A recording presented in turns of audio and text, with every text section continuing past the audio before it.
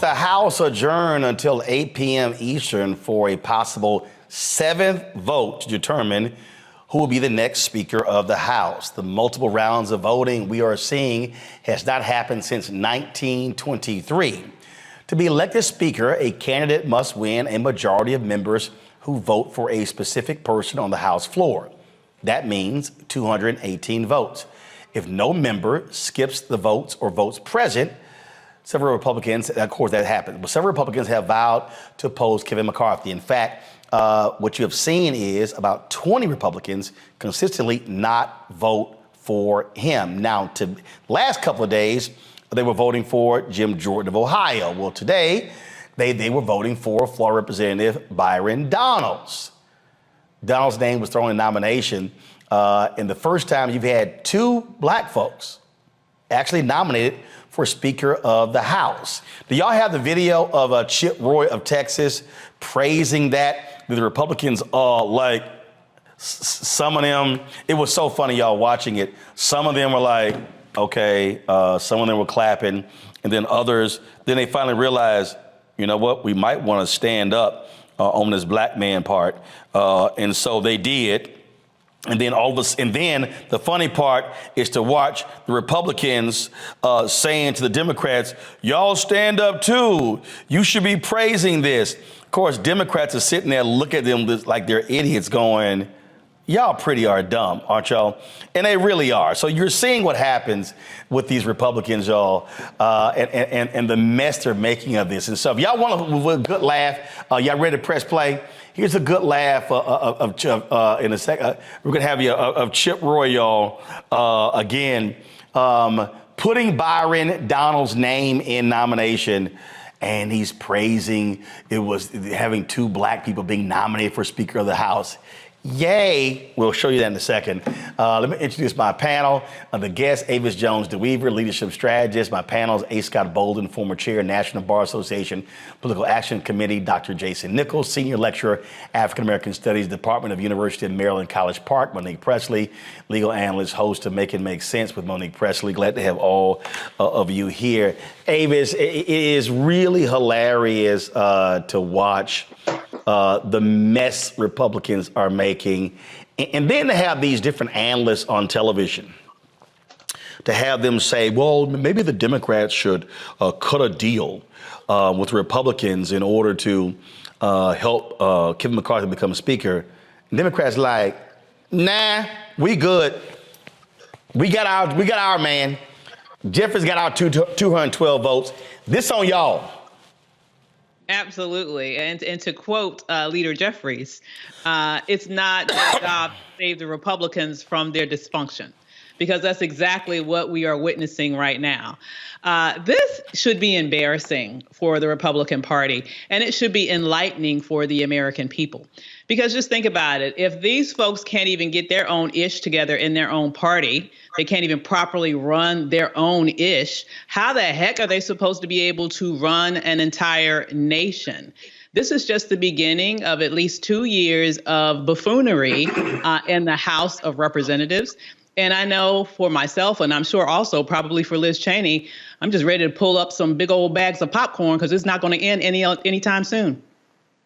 And the thing here is, I mean, you have these renegade Republicans, and the reality is the margins are so tight here that all it takes is 5. You can't get to 218, then you don't get it. And look, it's a rock solid 20. Kevin McCarthy has sold his devil. He has sucked up to them. He's been on his bended knee, hands and knees, kissing their ass, and he's conceded all kinds of different things. Dude, they're just not into you. So at some point, he's going to have to realize they're going to have 100 votes. He's not going to win. Absolutely not. I mean, it's just like death by 1,000 cuts. I mean, I'd rather somebody just take me on out, okay, one time. Who wants to go through this public humiliation, not just one time, not just 2 times, not just 3 times, 6 times and counting? I mean, it makes me think about what the hell was all that pizza for last night? What the hell? You come back today, it's the same results, just with a different, guy that they put up against him. So, clearly he has lost. He never had control. Whatever control he thought he has lost. And as you mentioned, he has literally prostrated himself to these folks, and it's still not good enough for them. And so the reality is, unless he just is, I'm wondering who would be, honestly, the next choice for them. But if he has any pride whatsoever, he would just take his name out of contention, because this is not going to work. I don't care how many times he wants to try. It ain't going to work. He is absolutely desperate, Jason, for this job. Remember, he wanted this before. He took his name out of contention when the same Freedom Caucus said, no, we don't like you. They don't like him. And here's the other deal. He lies. We know he lies.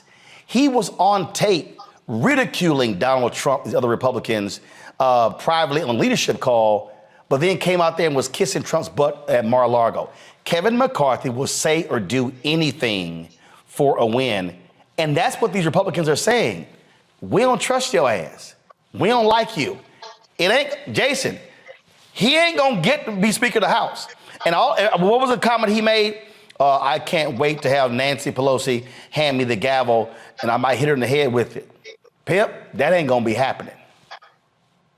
Yeah, I mean, this has always been about Kevin McCarthy's personal ambition more than it is for anything else. And I think, you're seeing a lot of those people, particularly his right flank, the Lauren Boeberts, the Matt Gaetz, who seems to be like the leader of that clown show, basically saying we're not going to vote for you, even if you do a lot of the things that we want. They want term limits. That's one thing that I don't think Kevin McCarthy has bended his knee on, because he wants to stay there, probably for the rest of his career. He knows there's no route up. He's not going to win a Senate seat in California. You got to remember, he's from, Bakersfield, California. So he pretty much knows that this is the height of his career, and he really wants this. And I don't know who's going to flinch first. I'm not so convinced that Kevin McCarthy is going to back down. As you said, he's wanted this for his entire career. This is the capstone on his career. He thought maybe Donald Trump could save him. Donald Trump went out on Truth Social, or whatever you call that thing, and said, hey, let's vote for Kevin McCarthy. And that wasn't enough to convince even the most ardent Trump supporters, like Boebert and Gaetz and Andy Biggs and Byron Donald. Even they weren't with it. So I don't know where this goes. For some reason, I still think he's going to get the gavel somehow. I don't know.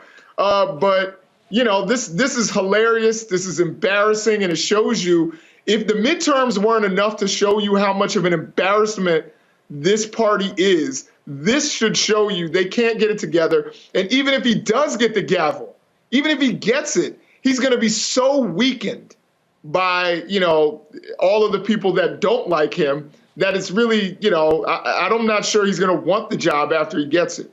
Monique, I don't think so. I think the bottom line is, it's fundamentally clear they are not going to break. And the reality is, here's the deal.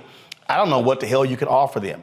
Remember, when you talk about the Freedom Caucus, these are the same people who drove John Boehner out of Congress as Speaker of the House. He was so sick of them. He was like, you know what? Y'all can have this bull. I'm going back to Ohio, and I'm going to smoke my cigarettes, and I'm going to drink my alcohol because y'all drive me crazy. That's the real deal here. Smoked weed, too. Well, now he's supporter of cannabis. Yeah, they drove the man to smoking weed, Monique. They did. And no, there's not any amount of negotiating, especially for we're going to figure out, I think, soon, whether it's 4 or 5 for whom it is intensely personal. They're not just obstructionists for obstructionist's sake. They are the ones truly that you were talking about. It's not just that they're not that into you. It's that they will not abide by him in that position under any circumstances. I tweeted saying it really is like you ask a person to marry you 6 times and they say, no, we don't want you. And you say, okay, well, let me just ask the 7th and see if you change your mind. That's where we are right now with McCarthy and these people. But apparently what's going to happen at some point, maybe at 8 o'clock. Notice they're pushing to prime time now because they know that for some of the 20, they have been doing this without their own constituents being able to watch. People who go to work during the day, who aren't paying attention to the clown show that has been taking place on the government dime. So they're pushing tonight. I don't think there's any negotiating going on right now. I think they're just saying, okay, we're upping the ante. We're not giving you 12 to 6. Then you get your break for dinner and go to sleep on time. We're going to keep your families here who are waiting for many of you to be sworn in. And we're going to put you in prime time where everybody who elected you can see what you're choosing to do at the start of this new congressional term. And then if that doesn't work, apparently, they are strongly considering refusing to put up any other nominee and having it be either you get McCarthy or you get Hakeem Sekou Jeffries, and seeing what kind of mettle these 20 have. A couple of them already said, hey, it could be Jeffries as far as I'm concerned. It's because the clown show is the point. But they all of their moves right now, all of McCarthy's moves are about ways to expose them. It's not about getting votes. All right, folks, back to our Roland Mark Unfiltered video in just one moment. When you talk about blackness and what happens in black culture, we're about covering these things that matter to us, speaking to our issues and concerns. This is a genuine people-powered movement. There's a lot of stuff that we're not getting. You get it, and you spread the word. We wish to plead our own cause. Too long have others spoken for us. We cannot tell our own story if we can't pay for it. This is about covering us. Invest in black-owned media. Your dollars matter. We don't have to keep asking them to cover our stuff. So please support us in what we do, folks. We want to hit 2,000 people, $50 this month, raise $100,000. We're behind 100,000, so we want to hit that. Y'all money makes this possible. Checks and money orders go to P.O. Box 57196, Washington, D.C. 20037-0196. The Cash App is $RM Unfiltered. PayPal is R Martin Unfiltered. Venmo is RM Unfiltered. Zelle is Roland at RolandSMartin.com.